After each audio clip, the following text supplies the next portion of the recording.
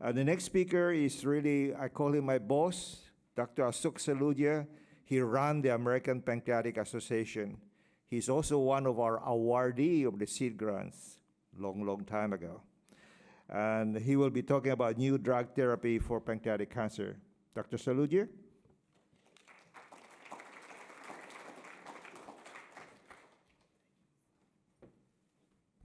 Thank you. Thank you, Dr. Go. And I also want to take this opportunity to express my gratitude to my close friend for many, many years, Aggie, whom I have known for 20 plus years, and she has done really amazing.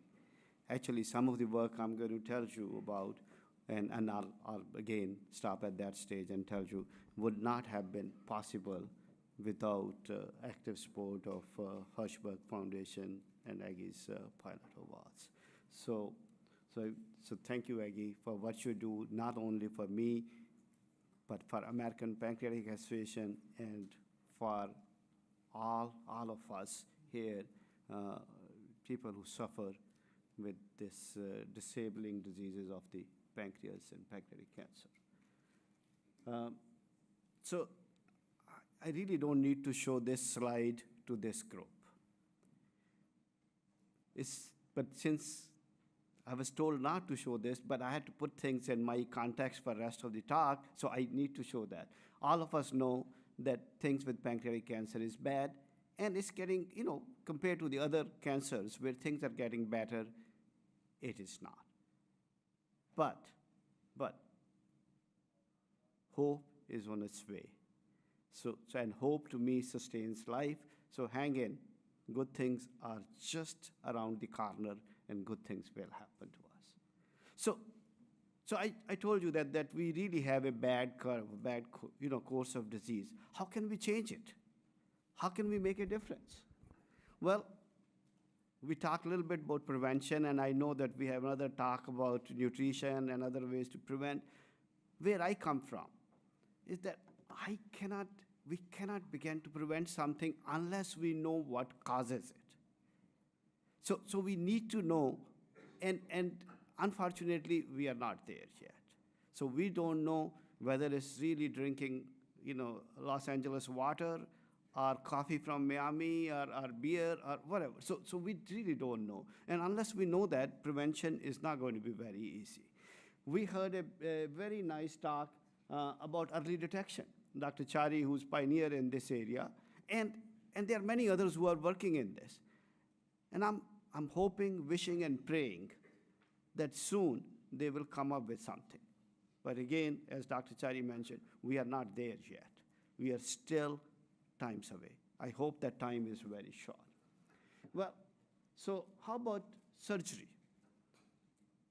About 20% patients can undergo surgery. However, the rest 80% of the patients really don't have much they can do. But in surgery also, it's a limited scope. Most of the patients who undergo resection certainly they do better than those who don't, but still, it's a very, very limited. Here is the data from Memorial Sloan Kettering, which arguably they claim they have the best surgeons. I know Los Angeles here with Dr. Reber and Joe Hines and Tim Donahue, they think they are really good, although my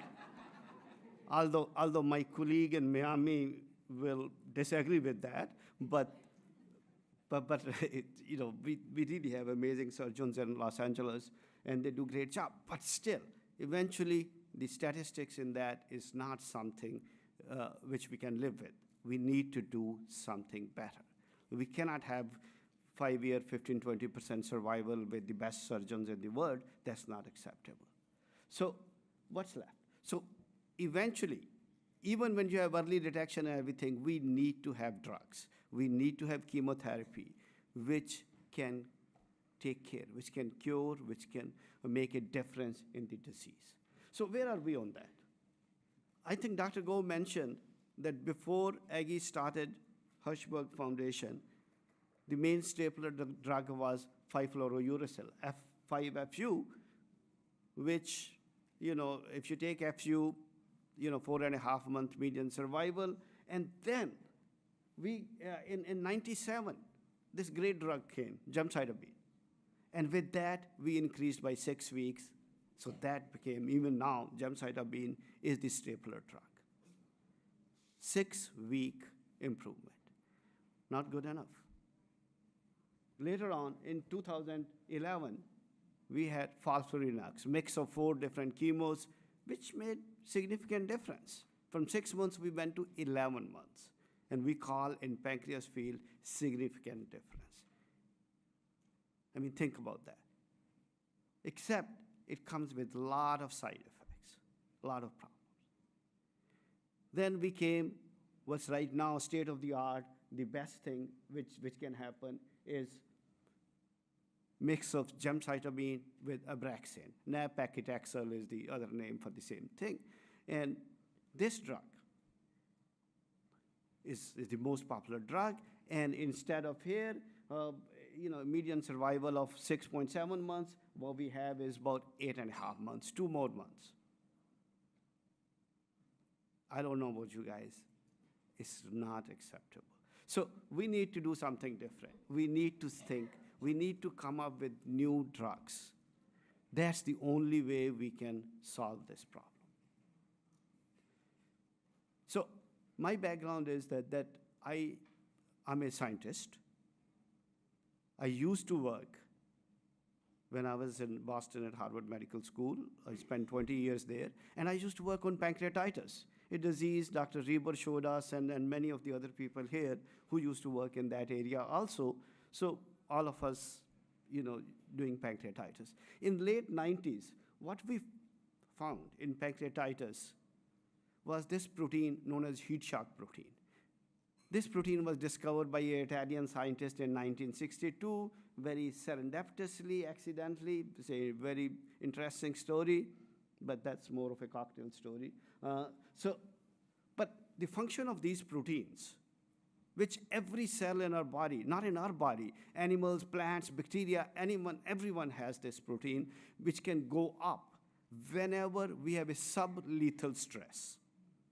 Whenever we are stressed, this level of this protein goes up, and its function is to protect us from subsequent lethal injury.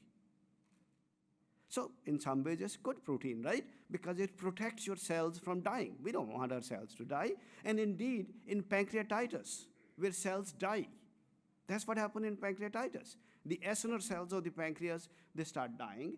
And if you have a lot of this HSP 70, heat shock protein 70, if you increase the level of that, which I have shown here in green color, this protein protects cells from dying. So since green is good, not that these proteins are really green, I'm just showing that green used to be good at least until a couple years back, but I'm not sure, anymore the way things are going. But it's a good protein. So if it's a good protein, it's protecting life. One of my favorite fellows call it angel, because angels are supposed to protect. But remember, sometimes these things are misleading, so I'm going to show you. So fast forward, then we started thinking about pancreatic cancer, and that's in about 2003-04. I'm relatively new compared to my age in pancreatic cancer area. So we started thinking about pancreatic cancer, that why pancreatic cancer cells don't want to die. We want to kill them. They don't want to die. And what I have learned so far, that if you have this lot of these green protein, HSP 70, heat shock protein, that protects cells from dying. So that means if the tumor cells are not dying, cancer cells are not dying, that means they have a lot of this protein. That's what we thought. And that's why cells are not dying. So then this is not really an angel for cancer, right? It really is a devil. So remember, angel and devils are, So is it really true? We quickly got some pancreatic cancer cell, and on the right, this bar graph, the yellow is from a patient with pancreatic cancer, and compare them with normal. You can see the pancreatic cancer patients and cells have a lot of HSP 70, this protein. And then we started thinking, if that's the case, and this was one of the very first experiments we did in pancreatic cancer in 2004 or 5, and we published that in 2006, I think. So that if that's the case, then it's very simple. That if these are the proteins which are really preventing cell death in cancer, pancreatic cancer, then if you block these proteins, we should be able to get rid of cancer.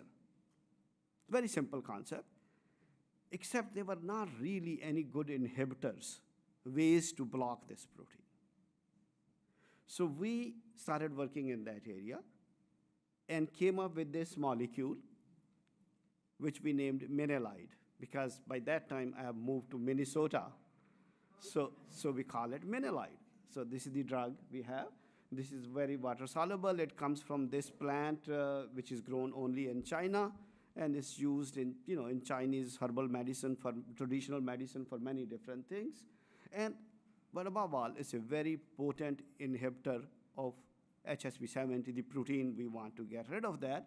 And to show you, before I show you the data, I have to show the disclosure, since I'm the inventor on that, and I have co-founded a company which has further evaluating the effects and doing clinical trials, which I show you some, irrespective. And so there's a possibility that if it's successful, that I would make money from this. So I need to show you that. I hope I do, but well, if it works, I will. Yeah. So some of the experiments we did in mice, you can see here, the red line is if you don't give the drug, the mice die from pancreatic cancer. No news in that. But if we give the drug, you can see that green line at the top. All of the mice survived for at least for a year plus. By that time, we got tired of giving them the drug and paying for their upkeep. So we had to get rid of them. By the way, those of you who don't know, keeping mice in the lab is a lot more expensive than staying in Four Seasons Hotel, which I stayed once. So it's really true. So the other experiment we did with this compound was we took those were cell lines. We took human tumors, a fresh tumor from a patient, put that in mice. So it's a now human tumor, right? Not cell line. And then gave the drug. You can see here that when the tumor was big, and if you see that red line there, that means when you give the drug, there was no tumor. Even when the tumor was big, and then you see that orange line, that tumor starts coming down. So this is one of the more effective drugs we have seen in a longish while. So then we tried to move forward in many different cancers, and it turns out that Minnelide is effective in several different cancers, and including AML, which is the leukemias, and that's where I think there's a lot of excitement. We are about to start a clinical trial in next 2-3 weeks at Moffitt on Minnelide in AML. But coming back to the pancreatic cancer or the solid cancers, so we have finished a phase 1 clinical trial for Minnelide in patients. We recruited about 42 patients, and I'm just going to show you just a couple of slides of what the initial data, early data looks like from this. This is what we call a waterfall plot, where the baseline is what the starting tumor size was. Anything below that means after you give the drug, tumor shrinks, and anything above is that tumor increased in size. Phase 1 is always a dose escalation study. So some of the patients get really very, very low dose. That's how you develop new drugs. And I think some of the one where tumor is higher had very low drug. So one of the patients who did really well is the scan for that. And I'm not a clinician, so don't ask me questions about that. But I'm told that it really indicates that it's quite effective in this. Actually, you can see that in the middle, there's a lot of tumor there in the upper part, and then the tumor, that black spots are less. I mean, that's one way of looking at it.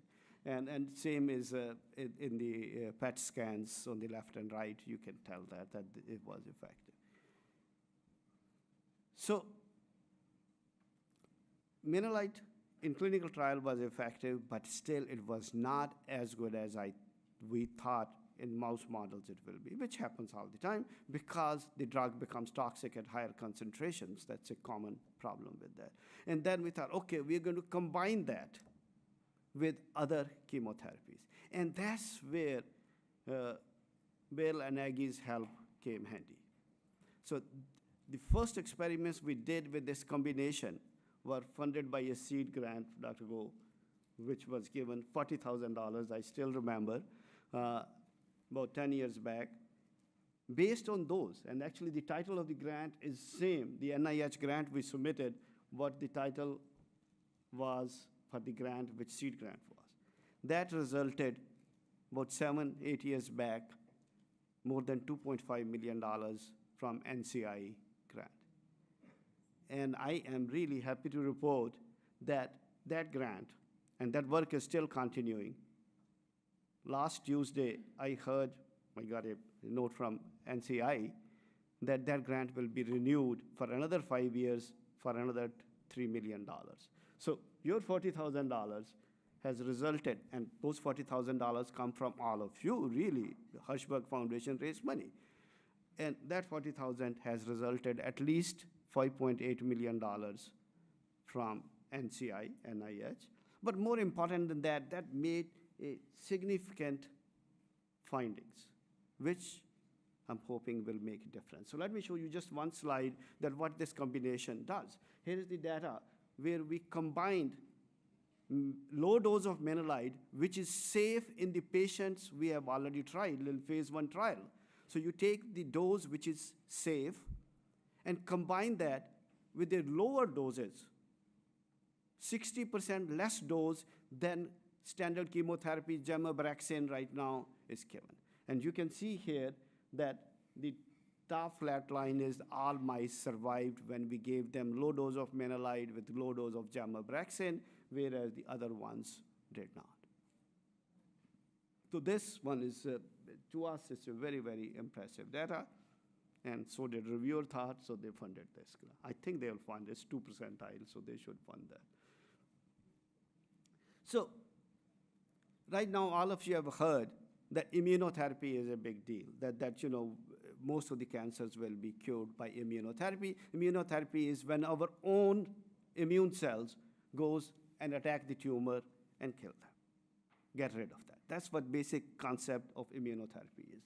Actually, immunotherapy, which was developed for melanoma and lung cancer, is quite effective in that. In melanoma, it's making a huge, big difference. But unfortunately for pancreatic cancer, not. These are some of the publications which indicate that immunotherapy didn't do much for pancreatic cancer. So why is that? Why immunotherapy does not work in pancreatic cancer? To me, the simplistic reason is that pancreatic cancer is surrounded by a big stroma. We call it really a cancer shield. That is shielding the tumor. So if you look at in this, those small area, those circles or whatever, those shapes, those are really tumor cells. And you can see this in pancreatic cancer, tumor cells are far fewer. Most of it is surrounded by this, what we call stroma, other proteins, other cells, and this stroma prevents not only drugs getting into the tumor, also the immunotherapy. The immune cells of your body, they need to get into the pancreas to get rid of, to kill your tumor cells. So in order, if we want to achieve that immune cells should go in, we need to get rid of this stroma. So for that, our group and others have been doing several experiments. I'm going to show you quick 2-3 approaches because no one approach is really going to work. So we are doing several different approaches, we and others. It's a global we, to make a difference. The first thing I'm going to show you is a molecule known as NF-kappa B. It's one of the transcription factor in our body which is responsible for many different things, including immune response. So we looked at that what's the role of this molecule NF-kappa B in pancreatic stellate cells. pancreatic stellate cells. They are not tumor cells. These are the cells which makes stroma. So we wanted to see if we can get rid of these stellate cells, which are making stroma, we can get drugs and immune cells into the pancreas. So in order to get rid of that, what we are showing is that if we take, when we have these stromal cells on the left here, wild type, that means they have intact NF-kappa B, you put them with the tumors, tumor remains same. But if you knock out, if you get rid of, on the right there, that when you say P50 minus, that means we block in these stellate cells NF-kappa B. And these then, and put that in the mice, and let me show you what happened. Here's the data. When you have a intact wild type NF-kappa B, that's the middle red thing, each of this slot is from one tumor, one mice, you can see the tumors are big. But when you knock out NF-kappa B in stellate cells, the green thing there, green dots, and each dot is one mice, you can see the tumors are much smaller. So, and why the tumors were smaller? Because we can show that the cytotoxic T cells, these are the immune cells, which are cytotoxic, which are toxic immune cells, they enter the pancreas and start killing the tumor cell. You can see here that the green bar is the number of immune cells which have entered the pancreas when we got rid of stroma. So clearly there's a lot more cells. That's why the tumors are a lot smaller. So this work is done by two of the fellows in the lab. There are postdocs in the lab, and they're doing some amazing work. And this is the summary that is the NF-kappa B in the stellate cells which are doing this. So how else we can target stroma? Remember, stroma, we really need to get rid. So other way is, one of the component of the stroma is what we call a protein hyaluronidase. Just a name, don't worry about that. And there's an enzyme, hyaluronidase, which can chop this protein and make it small. Actually, that's the work by a scientist, oncologist in Seattle, Sunil Hingrani. And based on that, a company in San Diego known as Halozymes have developed this drug, which they call PEG-HA, and they are doing clinical trials. And the same concept, that when you use the drug, then the tumor cells and other drugs can go in, and they are doing a trial where you combine this PEG-HA with gemcitabine Abraxane, and I think they are in phase 2, phase 3 trial and showing some good results in that. So based on those kind of things, we are developing another compound. Here is a compound, it's a long name, but it's abbreviated DON. Remember Don from, Don Corleone from, so it's kind of that Don, and it's going to really get rid of these tumors. So this compound it's an inhibitor of HA, different mechanism than what the other company has, and then just like Godfather get rid of things, we think Don will get rid of these tumors. So here is the data. So you can see here that when you give Don, the tumor volume is much smaller than that. And whether you look at tumor weight, tumor volume, so it seems very, very effective. And the reason, again, is effective because now those cytotoxic T cells, because stroma is out, you can see there's no stroma, and the cytotoxic T cells, immune cells are infiltrating and getting rid of tumor. And this work is done by a very smart graduate student, PhD student in the lab. And I think she has submitted this to JCI, so I think it's under revision, so hopefully it will get in. So it's a very interesting study, and now she's combining this with immunotherapy and showing that immunotherapy is a lot more effective when you combine it with DON. The last little story I'm going to tell, which we are really excited right now, is gut microbiome. These are the bacteria in your gut.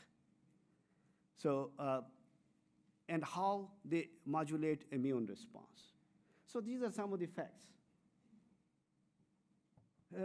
We really quite don't know how gut microbiome affects our body, the bacteria. We know how cells are, but we have more bacterial cells than our own human cells. a lot more. Microbiome has about 100 times more genes than our body. So that means we can really manipulate these genes in bacteria. So far, we can't really manipulate our own genes, but bacterial genes are manipulated all the time. So that's going to make a big difference.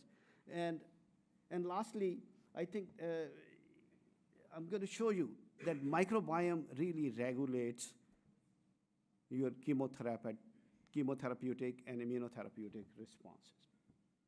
So here's the experiment we did. Very simple experiment. We took mice, and these mice, we give standard antibiotics, something you can buy for $5,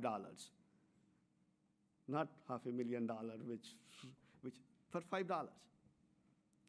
And you give them, deplete all the bacteria from these mice, and this is what the data showing that there's no bacteria in these after you give the antibiotics, and these are very standard biotics.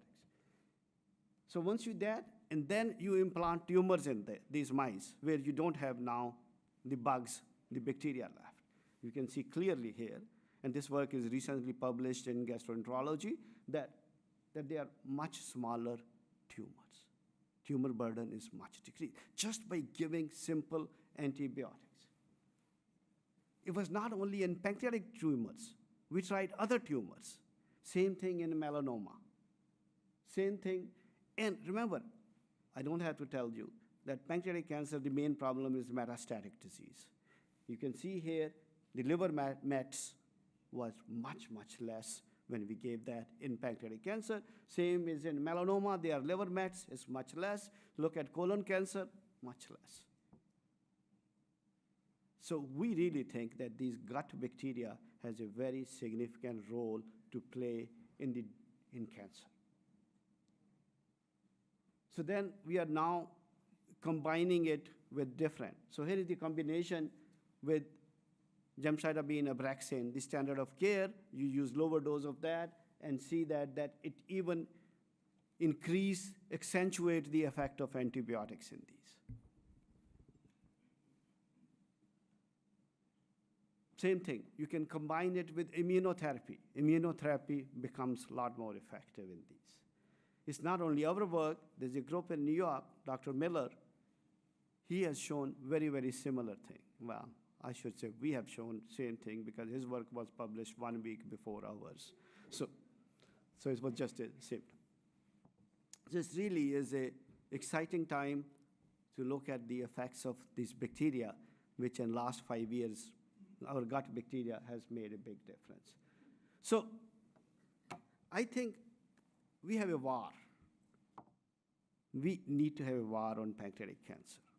Just like in war, there's no one armament is going to make a difference. Even if they do, we need to have multiple approaches. Same thing here for pancreatic cancer.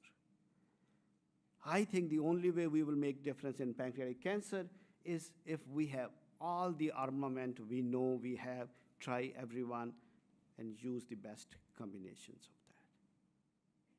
And I think with this approach, we can fight this war. And that's the goal for all of us, is to fight this war. I really want to thank, when I gave you a talk was kind of, when I say I did that, it was kind of lies. I really didn't do anything. I really have a great group of people. We have a very large group in Miami. We used to be in Minnesota, which is doing work. Some of my key people are shown in these big pictures. Vikas Dudeja, the guy, with this tie underneath, that he is a surgeon, very, very successful surgeon scientist. He's doing some amazing work. Above him, the more mature guy like me is Dr. Davda, who is our guru for pancreatitis work in the lab, and Sulagna Banerjee is a young woman who's doing amazing work in pancreatic cancer. I'm going to show you my last slide, which is really my favorite slide, which is, I think this is, I'm sure many of you or most of you can recognize this slide. I really think that we need to imagine. That's the only way we can do it. We need to imagine that we can make a difference, and we are going to make a difference. Our goal is to make a difference in pancreatic cancer. It does not have to be that. Aim of life should be that we want to make a difference whatever we do every single day. That's the only way we can be successful in life. That's the only way we can get rid of the curse of pancreatic cancer and other diseases and other ills in the world. If we believe that we are going to make a difference every single day. And that's what we try to do, make a difference. Thank you so much.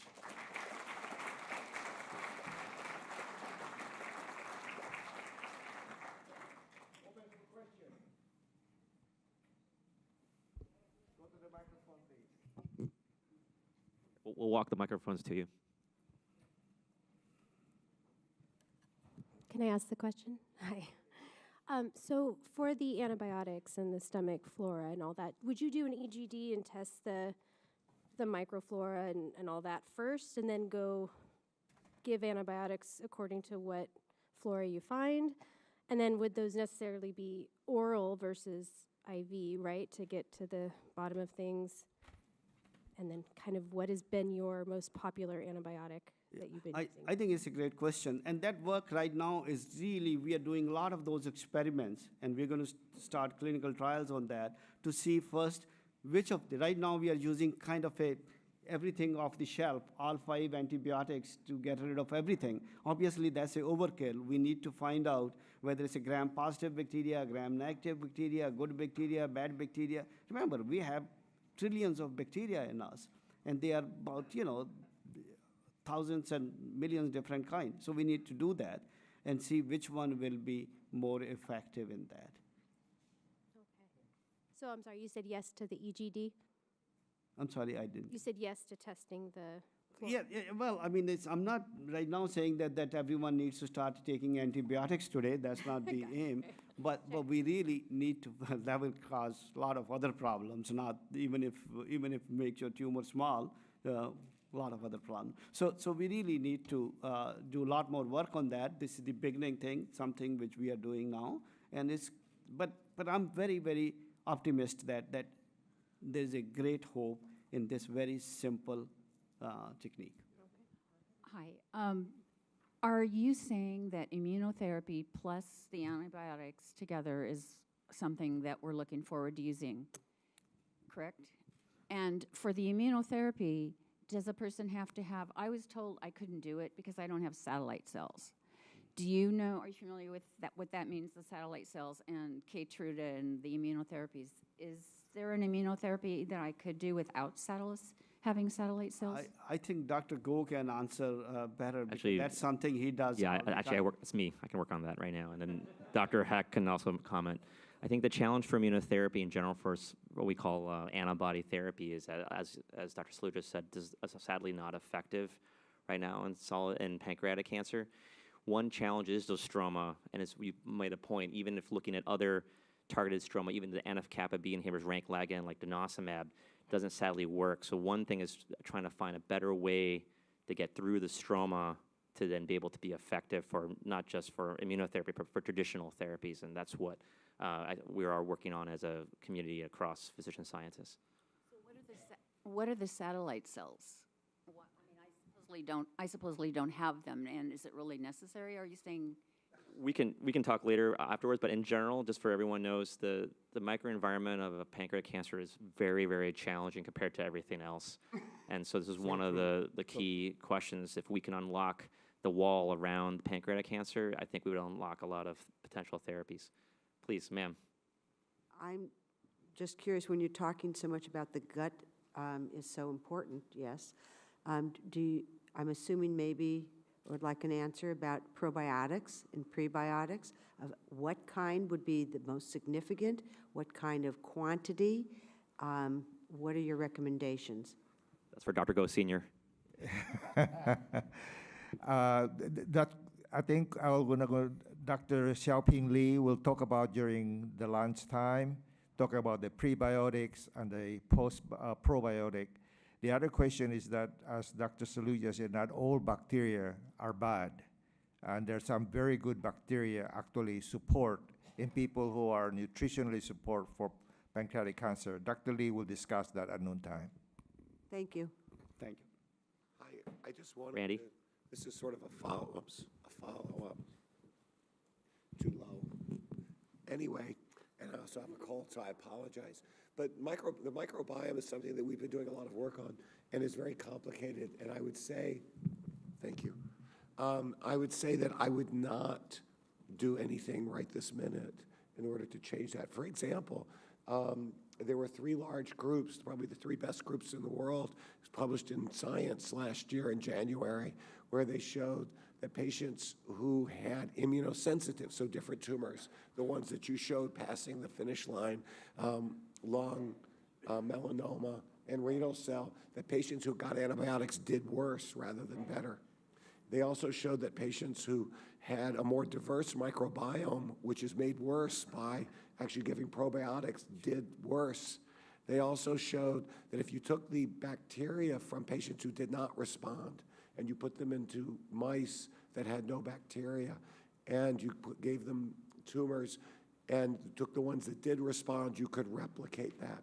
So all 3 groups, Jen Wargo, who actually trained here with Tony Rebus, who runs our Parker Institute, Tom Gajewski, who's done really the seminal work on this, and Lawrence Zitkovell, all showed very similar things. So I would say that these are things that should be looked at in studies. I think it looks really And interesting. we're doing some clinical trials. There's a trial for antibiotics going on right now in New York in patients, And George I'm all Miller's for group is people doing So studies. I think eventually, obviously, we can do all the experiments in mice. The real test of the pudding is that what's the taste, and eventually in this case is what happened in our I'm all for patients. people And going on that's trials. obviously anything you develop, it takes time for that to take into the But- patient. but But it- this will be done pretty quickly. It's very straightforward. And the Parker Institute actually is doing trials right now, looking at the National Parker Institute, looking at fecal microbiome transplant. There are trials looking at some of this, but when it gives me a little bit of pause outside of a trial when these showed that patients did worse rather than better, though they were getting immunotherapy. So I'm all for doing trials, and I think as you pointed out, we really don't know. All 3 groups, which was really interesting, Houston, Paris, and Chicago, had different bacteria that seemed to correlate with good or bad outcomes. So we don't know yet what the right thing is.